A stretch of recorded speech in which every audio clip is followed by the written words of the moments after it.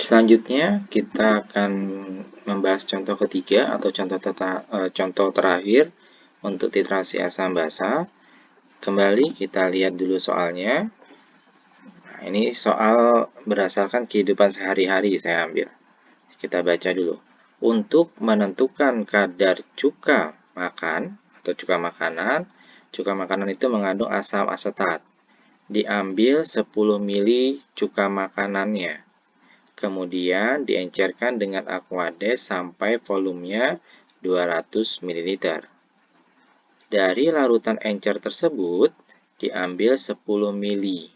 Kemudian dititrasi dengan larutan NaOH 0,1 molar dengan indikator PP atau fenolftalin. Titik akhir titrasi tercapai pada saat volume NaOH-nya 25,4 ml. Pertanyaannya, berapa kadar cuka makanan tersebut atau cuka makan tersebut dalam persen jika kadar cuka makan atau asam asetat murni itu kadarnya di laboratorium itu adalah 17,4 molar. Jadi kita ingin menentukan berapa persen cuka yang ada dalam kemasan di pasaran yang dipakai untuk memberi rasa asam pada makanan, gitu ya.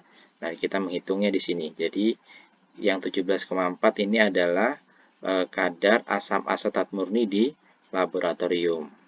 Langkah pertama nanti kita menghitung dulu yang ada dalam cuka makanan ini, yang dalam botol-botol plastik itu, berapa kadarnya. Baru kita bisa bandingkan dengan yang di laboratorium, atau kita hitung kadarnya nanti di sini maksudnya. Baik, pertama yang kita lakukan adalah menentukan nilai mol dari NaOH. Jadi pada saat tadi kita titrasi kan NaOH-nya dapat 25,4 mili.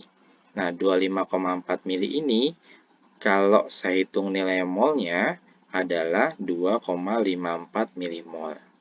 Oke.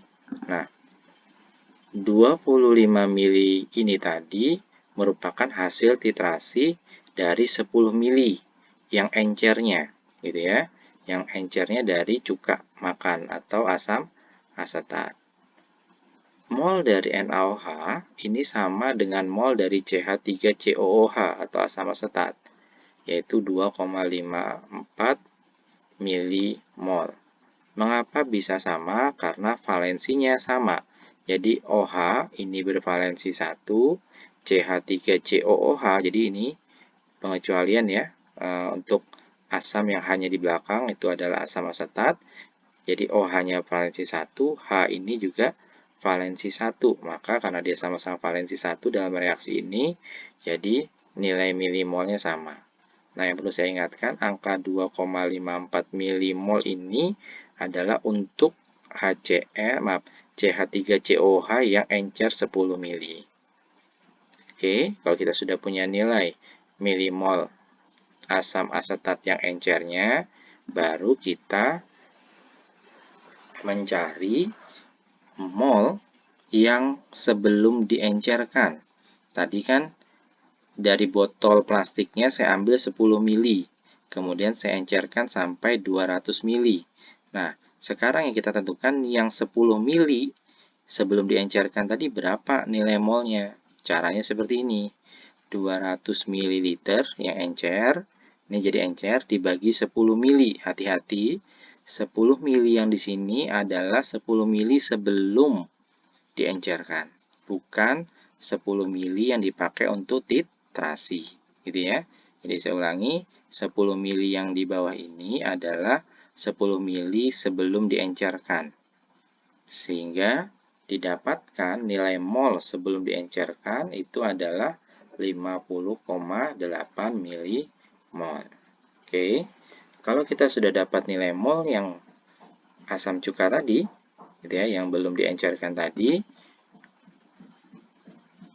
baru kita bisa menghitung kadar cuka makanan atau cuka makannya. Ingat, kadar itu tidak selalu dalam bentuk persen, ya.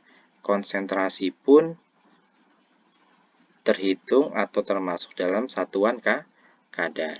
Nah, karena kita sudah punya nilai molnya dan ada nilai volumenya tadi, jadi yang cuka tadi yang kita ambil 10 mili tadi yang awal, kita bisa menentukan nilai konsentrasinya, yaitu 50,8 milimol saya bagi dengan 10 milimol.